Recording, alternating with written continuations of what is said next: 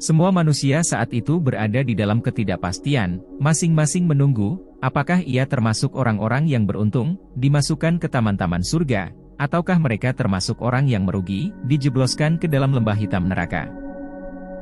Bismillahirrahmanirrahim.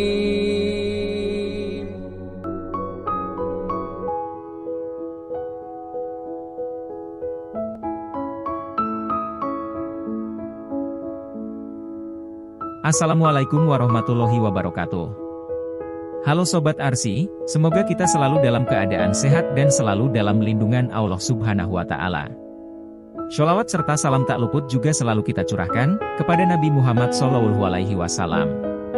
Selamat datang kembali di channel Dakwah Arsy, channel yang membahas topik-topik Islami yang menarik. Pada kesempatan kali ini, kita akan membahas tentang kenikmatan semu dunia, maka jangan terlena olehnya.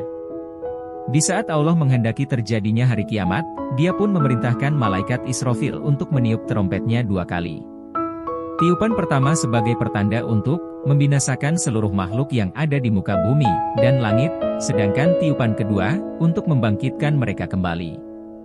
Allah Subhanahu wa Ta'ala berfirman dalam Quran surat Az-Zumar ayat 68, yang artinya, dan ditiuplah sangkakala, maka matilah siapa yang di langit dan di bumi, kecuali siapa yang dikehendaki Allah. Kemudian ditiup sangkakala itu sekali lagi, maka tiba-tiba mereka berdiri, menunggu putusannya masing-masing. Maka, setelah malaikat Israfil meniupkan trompetnya yang kedua kalinya, seluruh makhluk pun dibangkitkan dari kuburnya oleh Allah Subhanahu wa Ta'ala. Lalu mereka dikumpulkan dalam suatu padang yang amat luas, yang rata dengan tanah dalam keadaan tidak berpakaian, tidak memakai sandal, tidak berkhitan dan tidak membawa sesuatu apapun. Rasulullah SAW bersabda, pada hari kiamat nanti para manusia akan dikumpulkan dalam keadaan tidak memakai sandal, tidak berpakaian, dan dalam keadaan belum berkhitan.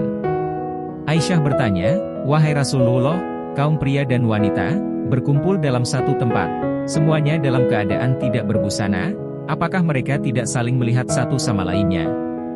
Rasulullah SAW pun menjawab, wahai Aisyah, kondisi saat itu amat mengerikan, sehingga tidak terpikir sedikit pun dalam diri mereka, untuk melihat satu sama lainnya.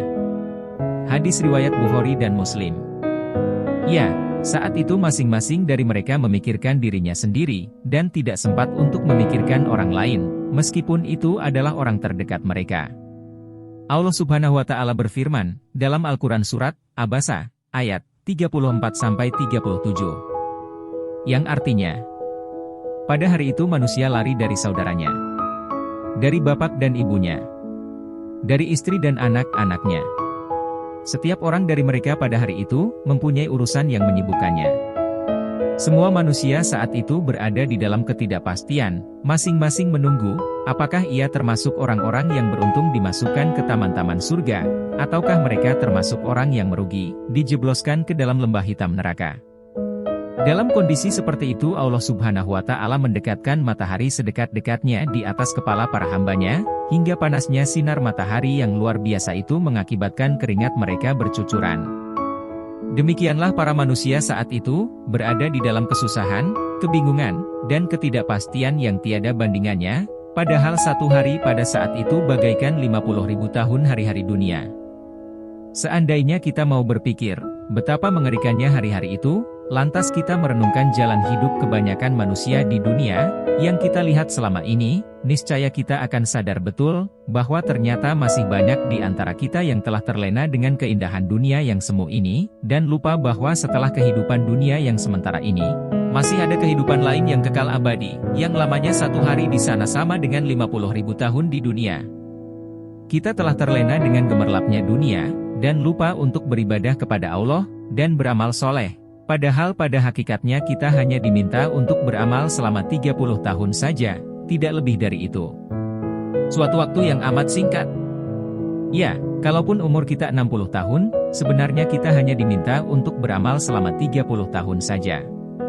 Karena umur yang 60 tahun itu, akan dikurangi masa tidur kita di dunia yang jika dalam satu hari adalah 8 jam, berarti masa tidur kita adalah sepertiga dari umur kita yaitu 20 tahun lalu kita kurangi lagi dengan masa kita sebelum balik, karena seseorang tidak berkewajiban untuk beramal melainkan setelah ia balik.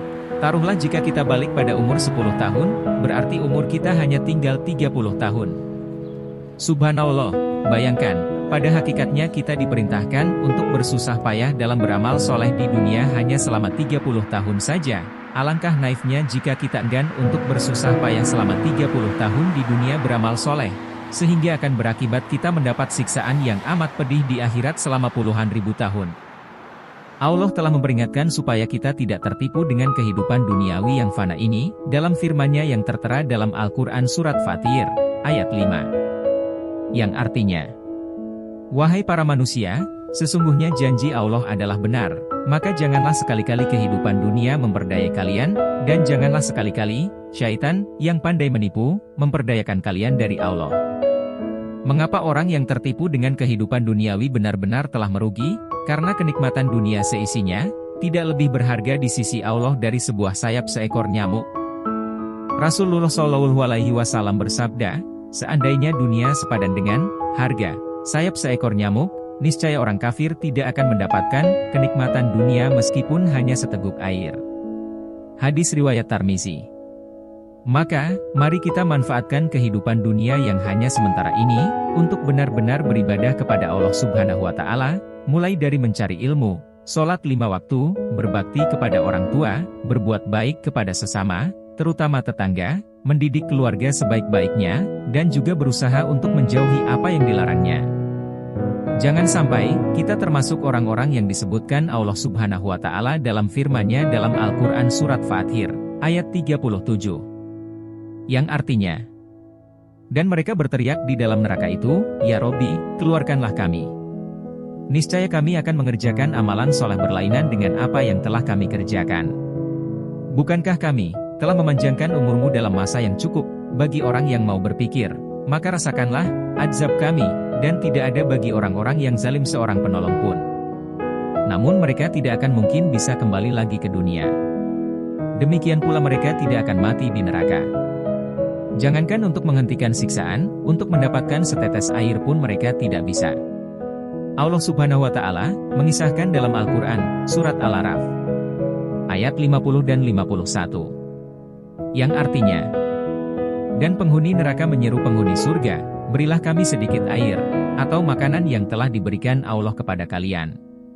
Mereka, penghuni surga, menjawab, sesungguhnya Allah telah mengharamkan keduanya itu, atas orang-orang kafir. Yaitu, orang-orang yang menjadikan agama mereka sebagai main-main, dan senda gurau, dan kehidupan dunia telah menipu mereka.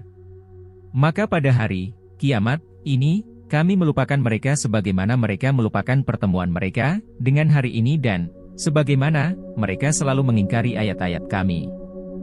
Itulah sedikit penjelasan bahwa dunia itu hanya kenikmatan semu belaka.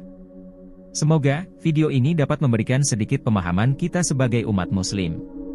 Terima kasih telah menonton video ini, dan mohon maaf apabila ada salah-salah kata, karena kesempurnaan hanya milik Allah Subhanahu wa Ta'ala. Jangan lupa like, share, dan subscribe untuk mendapatkan konten Islami yang lebih menarik di video berikutnya. Semoga kita semua bukan termasuk golongan tersebut di atas, amin ya robbal alamin. Wassalamualaikum warahmatullahi wabarakatuh.